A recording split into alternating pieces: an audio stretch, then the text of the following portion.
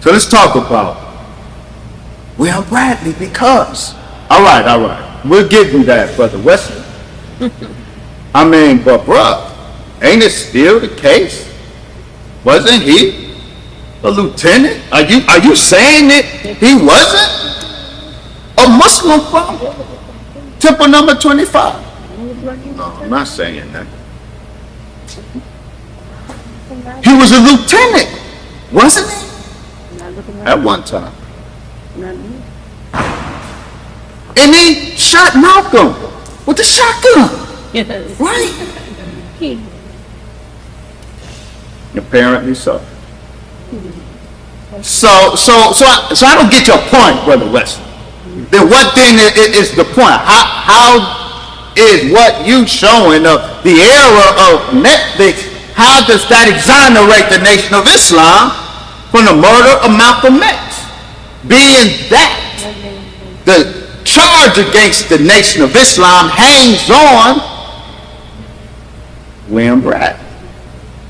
Certainly that's how Netflix presented it. The Nation of Islam is guilty. Elijah Muhammad is guilty because William Bradley. So I want to talk about William Bradley like Netflix talk about William Bradley. Come on, Doctor. Yes, sir. Yes, sir. William Bradley is very important. What you're looking at is I forget, I didn't bring it, 15 or 18 page FBI document on William 25X Bradley. And so we need to know about him in order to judge what it is and in order to judge who it is he represents in this murder. William Bradley, we get great details in this FBI document, forensic investigation. Avail yourself to the primary source. William Bradley, you know why? I'm sorry, I keep adding to the list. First I said two things consistent. Witnesses report about Bradley. Then I said three things. Indulge me, there's four things. All right. The other thing they note about the shotgun shooter was he clearly was an expert shooter. Shotgun is a very difficult weapon to shoot, especially when it's sawed off. In terms of hitting a target at the distance that they say the shotgun shooter was, and the witnesses say the shotgun shooter, he was an expert because he got into a stance and he laid the gun in the crook of his arm and he shot it with professional accuracy. All of the witnesses who were familiar with weaponry marvel at the expertise of the shotgun shooter, but now we know where he gets his expertise from. Yes, sir. Yes, sir. William Bradley was a weapons expert, a machine gunner for the United States Marine Corps. Oh, wow. Come on. He went from there to become a Green Beret. Wow. That's a good shot. Now, what's most important about that, U.S. Special Forces, the Green Beret, were the mercenaries for the CIA. Wow. The CIA is an intelligence body, not a military. Right. The CIA does not have soldiers. Yeah. So since the early 60s, the CIA and the Green Berets had an arrangement.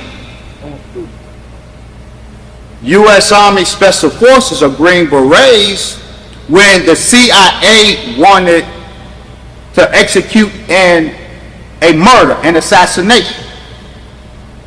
Their mercenaries were Green Berets. William Bradley was a Green Beret. Wow. William Bradley was honorably discharged, but I suggest that his honorable discharge was part of his sheep dipping. Sheep dipping is a U.S. intelligence operation. Sheep dipping is when the CIA wants somebody who's in the military.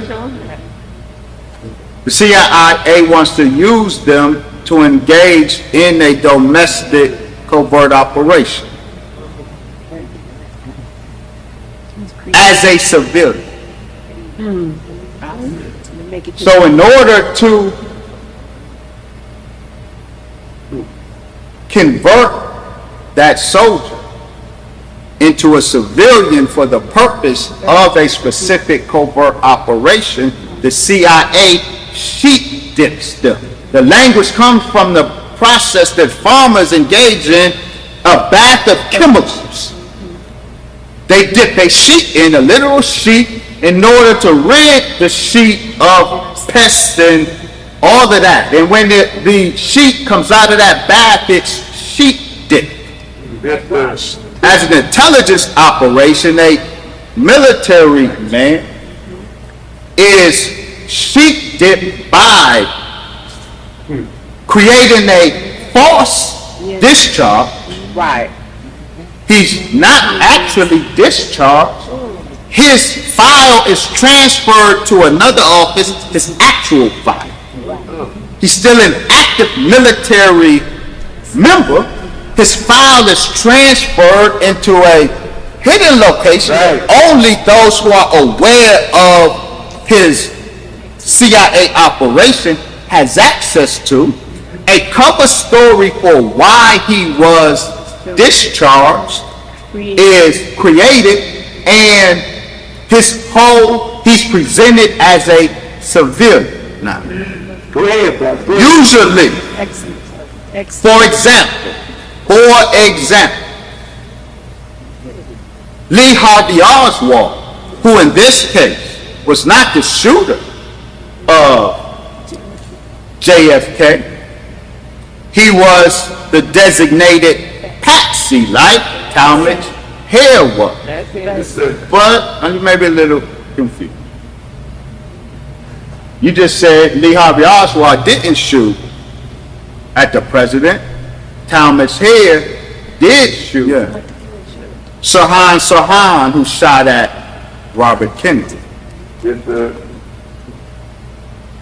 three of them are in a similar class of sacrificial patsies. Some shot, some didn't. But the relevant thing with Lee Harvey Oswald that connects him to William Bradley, Lee Harvey Oswald was not the foolish commie that the media depicts him as. Lee Harvey Oswald was a highly valued U.S. intelligence asset. He received, at the time of his death, he was receiving payment from the CIA, the FBI, Customs. When Lee Harvey Oswald, he is the perfect illustration of the sheep dipping process. Very important. Lee Harvey Oswald, who was in the Marines, like William Bradley, the CIA began the sheep dipping of Lee Harvey Oswald. They discharged him, fakely discharged him from the military, and then the next thing we hear Lee Harvey Oswald has defected to Russia. Right. But now we know that that was a fake defection.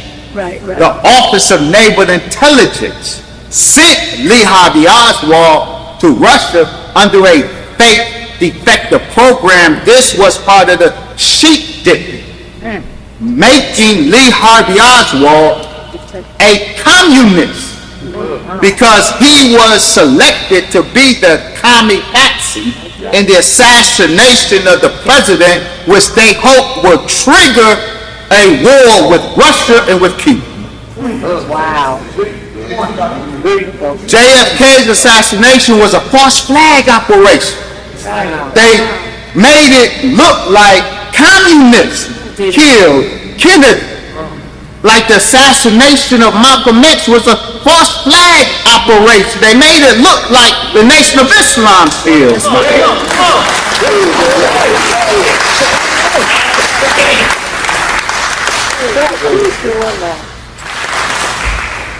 I won't allow Wesley to be much longer. Take your time. It's evidence. Because the plan to kill Kennedy required a communist. They sheep dipped their highly valued intelligence asset, Lee Harvey Oswald, as a communist. They faked a military discharge. They fakely sent him to Russia as a defector. Then when he came back and the federal government gave him and his Russian wife money to set up. They did. That's right. And then That's right. they have him in New Orleans passing out commie leaflets. This is the sheep dipping. A military asset is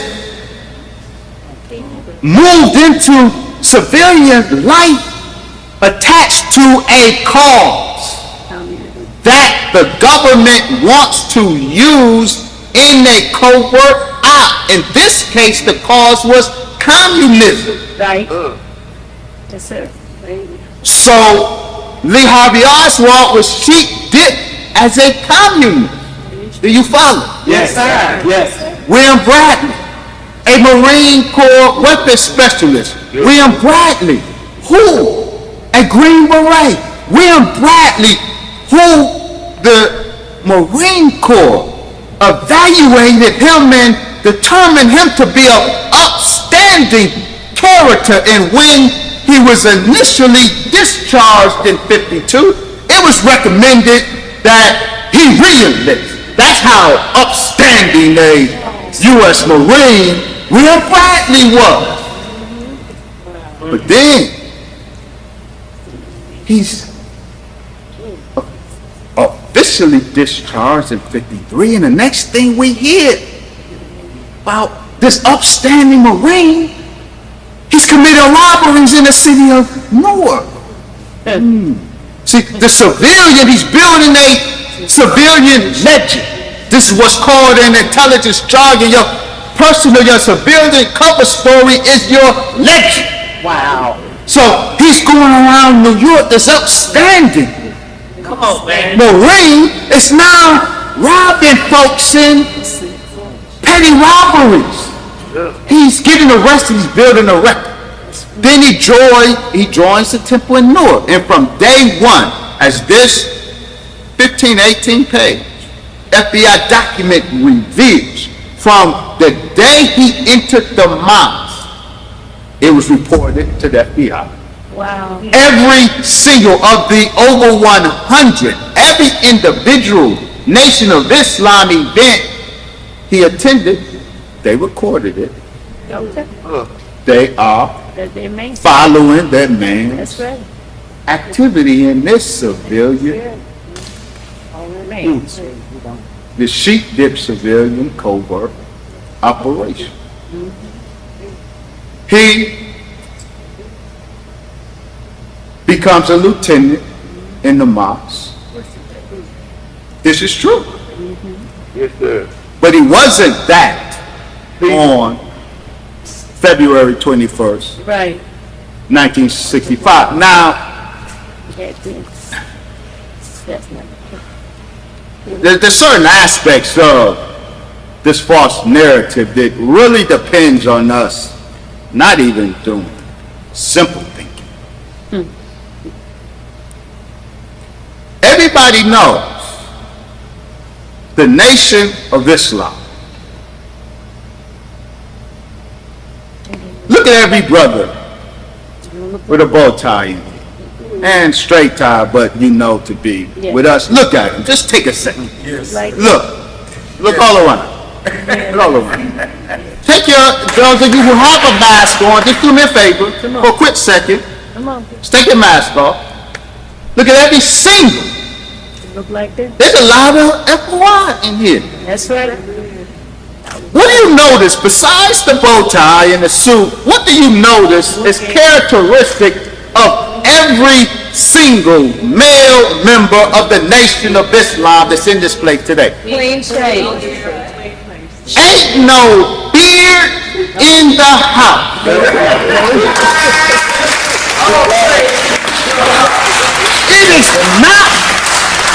It is not because we all happen to have the same taste.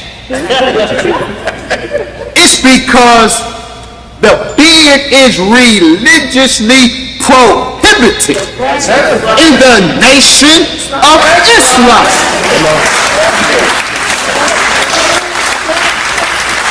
So every male and female member of the Nation of Islam knows that we know when a brother has fallen out of the mosque. That's right. That's right. One of the first signs the brother he ain't in there no more is he got a beard. And when we see him with a beard, we don't even ask him how you doing on the paper. You know, he ain't doing nothing on the paper. That beard tells us that. So we know that. That's no revelation that I just gave us. Right. And we know that even before this, y'all heard the shotgun shooter had a beard. That's right. That's right. William Bradley had a beard. Yeah. Come on. Then that should have let you know right then. Right. Whoever he wasn't with the Muslims. He wasn't in the mosque. That's right. So we get people when they fall out. And we know that. Thomas Hay. He wasn't in the mosque at the time. He was on F time. He looked like he was. F time.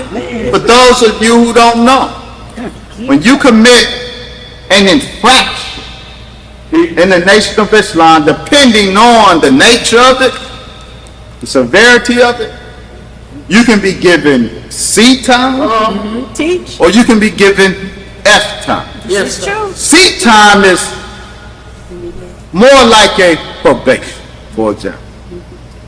When Malcolm X disobeyed his teacher, the most honorable Elijah Muhammad, December 1st, 1964, when he commented on J.F. Kennedy's assassination. He was given C time at that time. Meaning, he wasn't put out the nation. That's right. He wasn't excommunicated then. Right. He's still in the nation. He's still a minister over Temple number 7. However, seat time meant for 90 days. He can come to the mosque, but he can't mount that roster. Right. He can do administrative work, but he can give no public speeches, Right. talk to no press. He has to be silent Right. within the community for 90 days. That's seat time. F time is different. If our infraction is serious enough, then you put out the mosque. Not only can you not come to the mosque, none of us Muslims can even talk to you. We can't associate with you. We can't talk to you. The only thing we can do is if we see you out and you give the greetings, we can return the greetings. But if we are caught fraternizing, That's true. That's true. if you committed a fraction that got you 5 years out of the mosque, and I'm caught fraternizing with you, I get your 5 years out of the mosque. That's right. That's the teachers. That's right. Talmud's hair was on F time. Why was he on F time?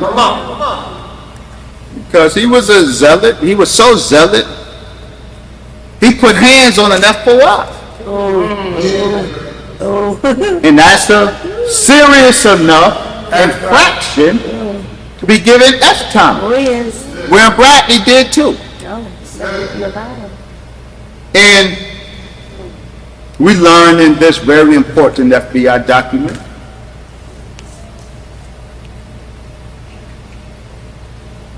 July 1964.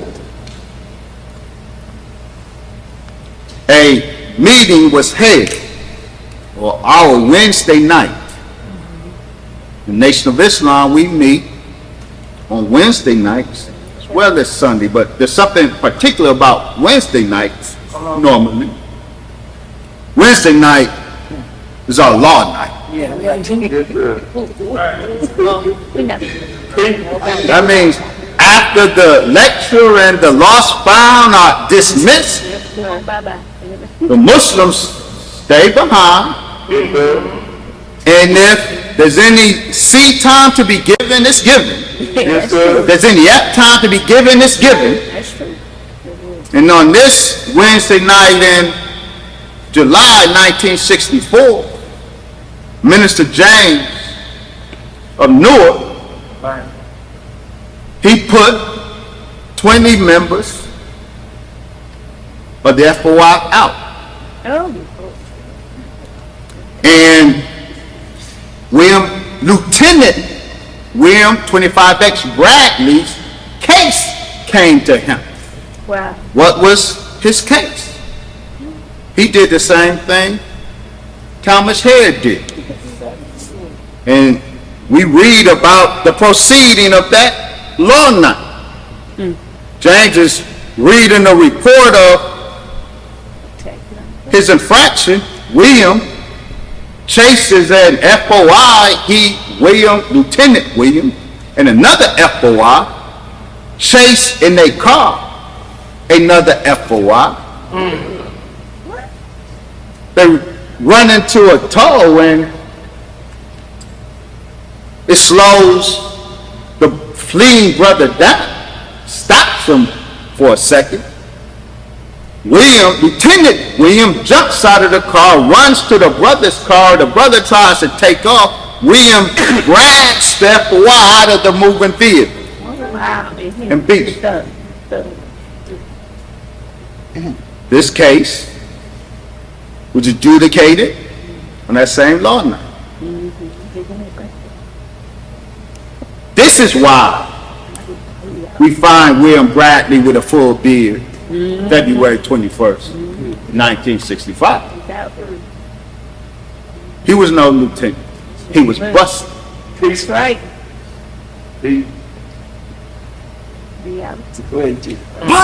But that isn't even the biggest thing. There's more. The whole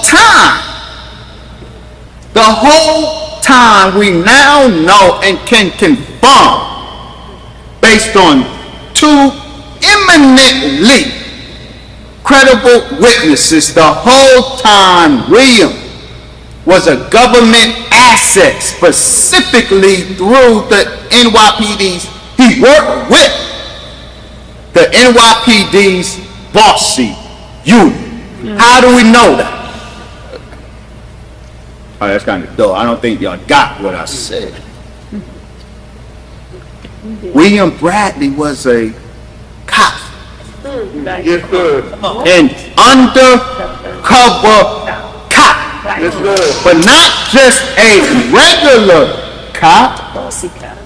he was a Bossy cop, and the thing with Bossy was the intelligence unit of New York, but it was described as the little FBI and CIA because its intelligence work fed the CIA and FBI, and so CIA and FBI officials were always in Bossy office.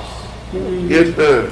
We know William Bradley had a relationship with both Bossy and a federal intelligence agency, being that he was a Green Beret. He probably had a relationship with the CIA. He had a relationship with the FBI because the FBI detailed his every movement. They logged it. They filed it. Like Lee Harvey Oswald, Yes, sir. he was an asset for the FBI, the Office of Naval Intelligence, the CIA, Secret Service, or Customs. I said Secret Service, not Secret Service, U.S. Customs. Yes, sir. He was an asset for multiple intelligence agencies. Such was William Bradley. Well, I need more than just you saying that, Brother Wesley. That's real convenient. Yes, sir. That's real convenient for you, blood. The receipt. Come on. Make it plain. Got the receipt. We got it. Don't take it from me because it didn't originate with me. I'm not the source of this revelation. Right.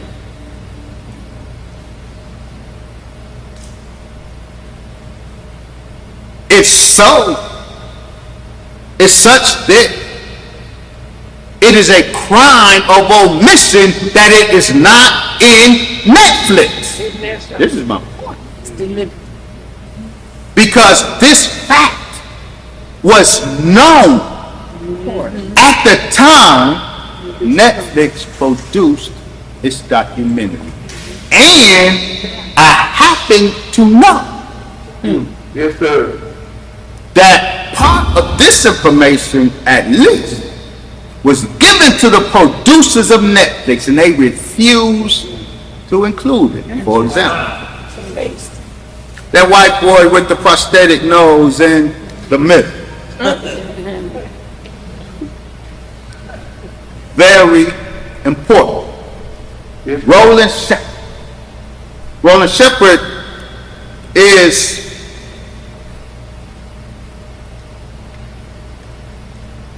he was one of Malcolm's chief white communist friends. yes, sir.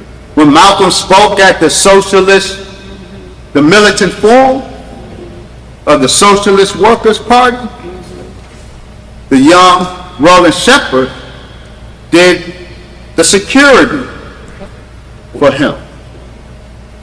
On that day, February 21st, 1965, that Sunday when Malcolm entered the ballroom at approximately 2 o'clock or 2:15, I believe. As he entered on the 166th Street entrance, there was Roland Shepard with the Socialist Workers' Party Journal, the militant, passing it out or selling it to those coming into the ballroom, and as Malcolm walked by, they greeted each other. Roland Shepard, because of his work with the militant, he always sat with the press. He went to all of Malcolm lectures, all of Bond meetings, and he always sat in the press section. Now, if this is the stage, and you are the audience of the audience, the press section where Roland Shepard normally sat is on your left side, Malcolm's right side, right there. Right. Sir. That's where Roland Shepherd usually sat in the front row on my right side.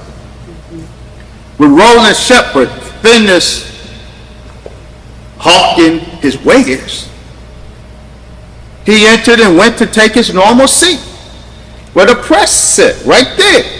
Yes, sir. On this day, Gene Roberts acted as usher. He told Roland, no, Roland, you're not sitting there today. We got you over here. So he brings Roland over here. Oh, interesting. In fact, the third seat in the first row.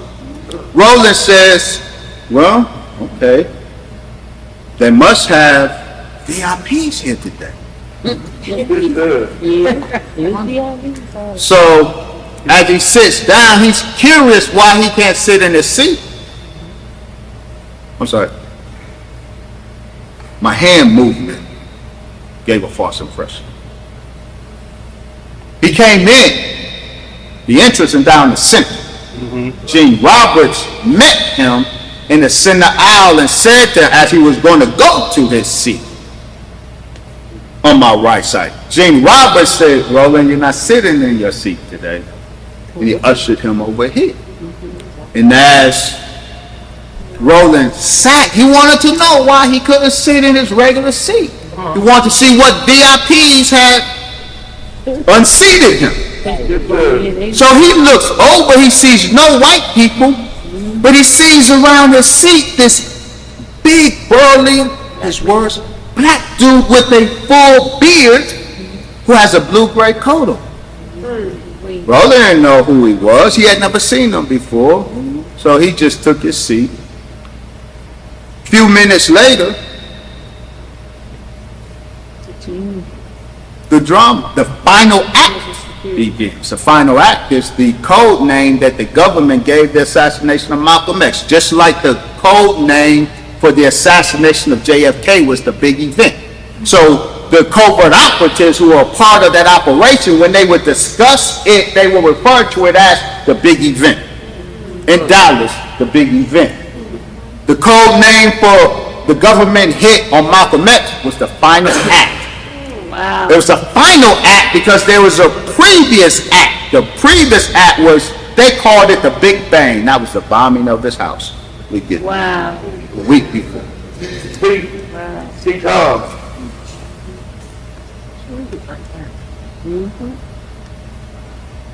That's right. The scuffle begins. Talk about that. Bradley unloads the shotgun. He drops the shotgun by design. He runs out. Now, of course, when the blast sounds, but before the blast sounds, there's an explosion in the back. I can't get to all of that tonight. But the explosion diverted everybody's attention to the back because the shooters were up front. Yes, sir. See, When the blast sounded, everybody hit the floor, including Roland in that third seat. Also in that third seat, not the third seat, also in that first row was bossy undercover agent Raymond Wood. Amen. Yes. Him right there. yes, sir. Raymond, I don't know what seat bossy undercover agent Raymond Wood sat in, but we know from what he told his cousin Reggie Wood, whose book on the confession of his cousin Officer Raymond Wood, everybody should avail ourselves to. Yes, sir. Reggie Wood, The Confessions of Ray Wood, I believe. Very important information in there. We know that Raymond Wood was in that same front row. I don't know where he sat, but we know that when the shotgun shooter did what he did, then he deliberately dropped the shotgun for reasons I can't get into tonight. He dropped it. He runs down the center aisle over to my right, out the into the ladies' lavatory, down the steps out. The exit. Raymond Wood, the light-skinned brother on the end, Officer Raymond Wood, sitting in that first row. Bossy sent him there. Raymond Wood is the one responsible for there being no search at the door. Wow. It's not like Malcolm X did not give the no search instruction. Malcolm X did not give the no guns instruction. Malcolm X had a 32 on him at the time he was killed. He had a gun, and that gun was lifted from his dying body by those who were supposed to be his brothers, but they were the Judas team. And when you see that final seconds of Malcolm's life, the clip they show, they have him laying on the ground with all of these people around him. Most of those people around him are the Judas team. that's right. Makes sense. Right.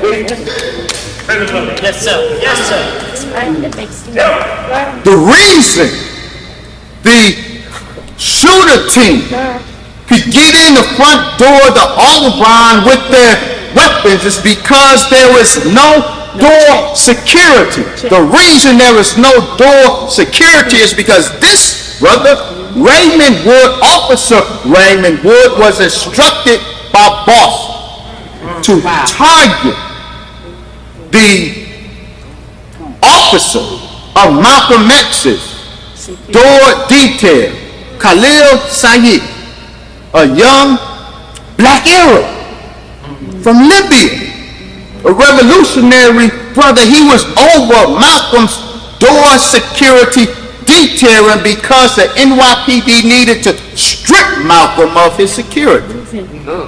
They tasked Raymond Wood, undercover officer Raymond Wood, with setting up Khalil Said in that entrapment called the Statue of Liberty case. That's right.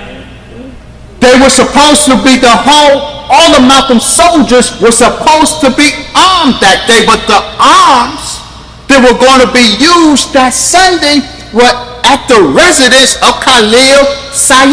So by entrapping Khalil Said and getting him arrested Wednesday, the door security, not only was Malcolm deprived of his door security detail, all of the weapons were now inaccessible in Khalil Said's home, so Malcolm's men were disarmed. That's right.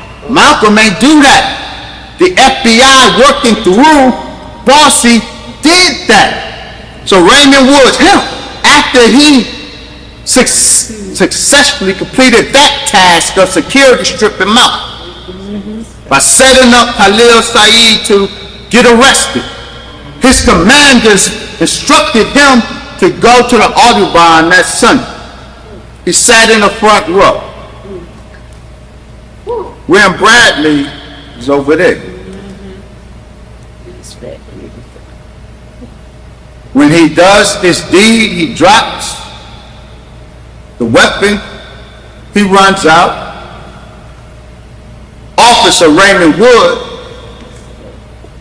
he sees him, and he says to himself, I know that mother effer.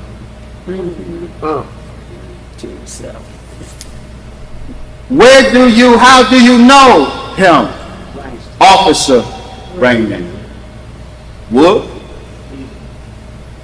What Raymond Wood, told his cousin Reggie Wood,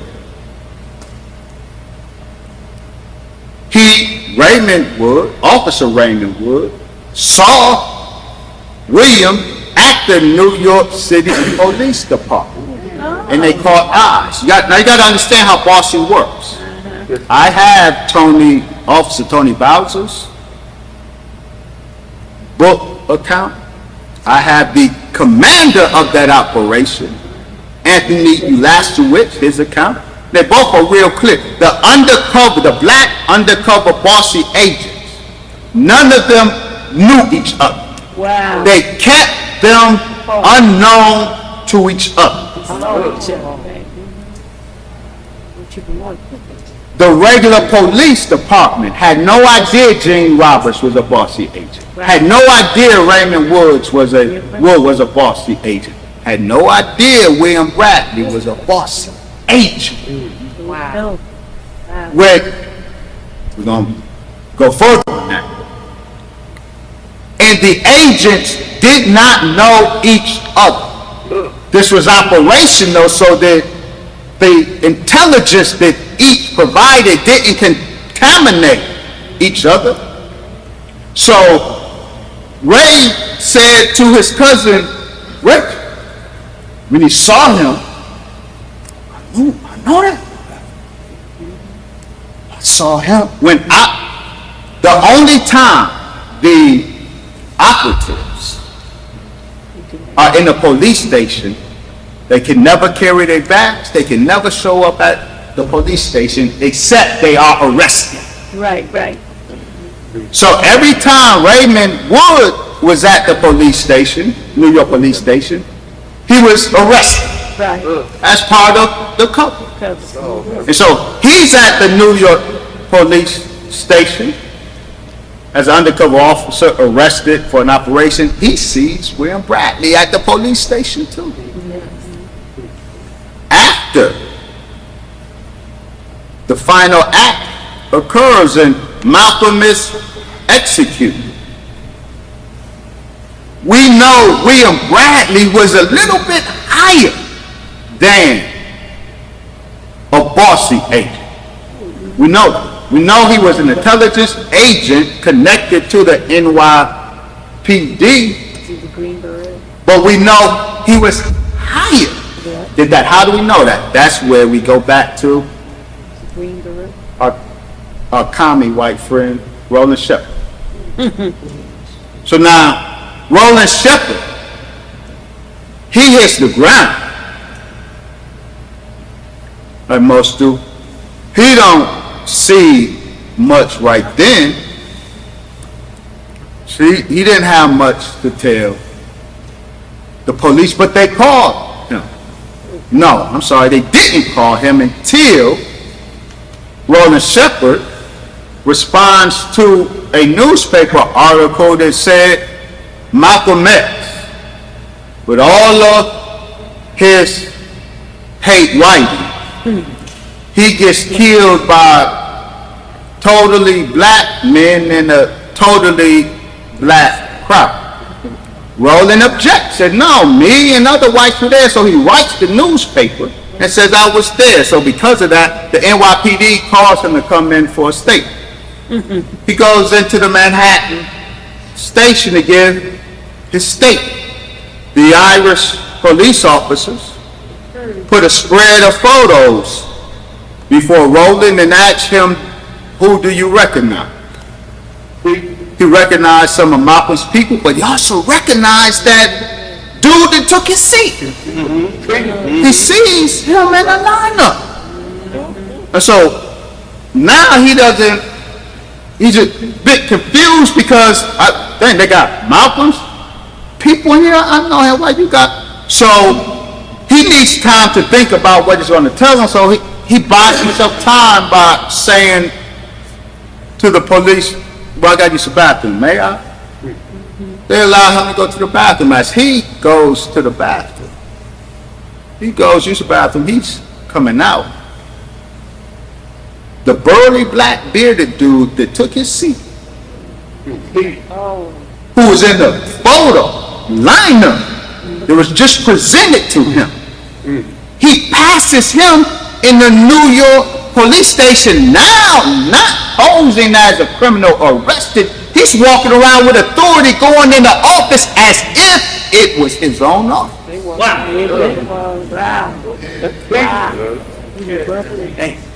That's deep. That's William Bradley, the shotgun shooter.